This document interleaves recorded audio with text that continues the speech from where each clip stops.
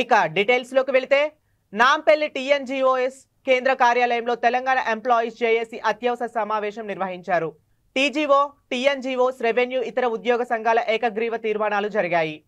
Telangana employees JAC chairman మారం Jagadishwar, secretary general Eluru Srinivas contributor pension విధానాన్ని రద్దు చేసి పాత పెన్షన్ విధానాన్ని అమలు చేయాలని తీర్మానించారు. ఉద్యోగులకు ఆరోగ్య పథకాన్ని ప్రవేశపెట్టి వెంటనే అమలు చేయాలన్నారు. పెండింగ్ లో ఉన్న 4 డిఏలలో కనీసం 2 డిఏలు విడుదల చేయాలని కోరారు.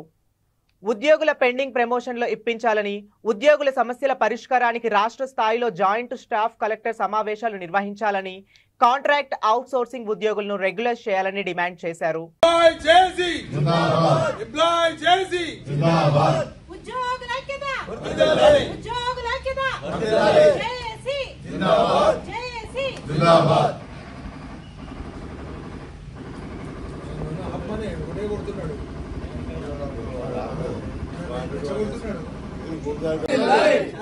ఐక్యత, ఉద్యోగుల ఐక్యత. జై తెలంగాణ, జై తెలంగాణ. ఏమైచారి అరిసి గొంతుపోతుంది. కార్యక్రమానికి హాజరై చాలా సమస్యలు మాట్లాడుకుని పరిష్కార మార్గంగా ఇలా సమావేశంలో మార్చుకున్నాం.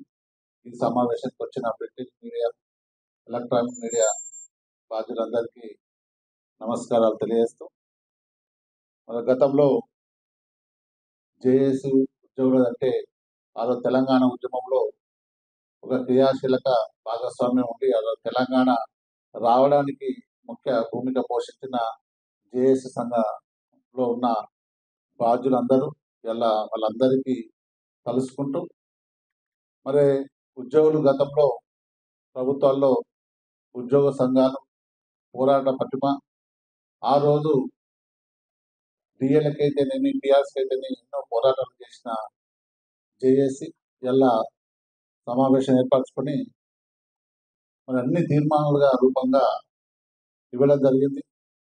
మరి గత ప్రభుత్వంలో పెండింగ్ బిల్స్, డిఏలు పెండింగ్ ఉండే ఈ ప్రభుత్వం వచ్చిన తర్వాత మాకు మొట్టమొదటిగా 1వ తారీఖు జీతం ఇస్తానని జీతం ఇచ్చినందుకు ప్రభుత్వానికి కృతజ్ఞత తెలియజేస్తూనే, మరి పెండింగ్ బిల్స్ దాదాపు 2 సంవత్సరాల నుంచి ఉన్న పెండింగ్ బిల్స్ ఇంకా ఉద్యోగులకు రాలేదు. బకాయి పడ్డ 4 డిఏలు, జూలై వస్తే 5వ డిఏ, ఆ డిఏలు కూడా ఇలా బకాయి పడ్డ డిఏలను కూడా విడుదల చేయాలని తీర్మాన రూపకంగా ఇలా ఉద్యోగుల జేఏసీ ఏకగ్రీవ తీర్మానం చేసింది. కాంట్రాక్ట్ పెన్షన్ విధానాన్ని రద్దు చేసి పాత పెన్షన్ విధానాన్ని కొనసాగించాలని, మరి ఉద్యోగులకు కేటాయించిన భూమిని ఇలా ఉద్యోగ సంఘాల బాధ్యులకు ఆ రోజు సొసైటీ రూపంలో ఉన్న భూమిని కూడా ఉద్యోగులకే కేటాయించాలని, అలాగే మన ఉద్యోగ ఉపాధ్యాయ పెన్షన్ పెండింగ్ బిల్లును విడుదల చేయాలి. మరి గత ప్రభుత్వంలో ఎక్సెషన్ రూపంలో ఉద్యోగులను తీసుకొని ఇబ్బంది పడ్డ మాట వాస్తవం, ఆ ఉద్యోగులకు ప్రమోషన్ రాకుండా చేసిన మాట వాస్తవం.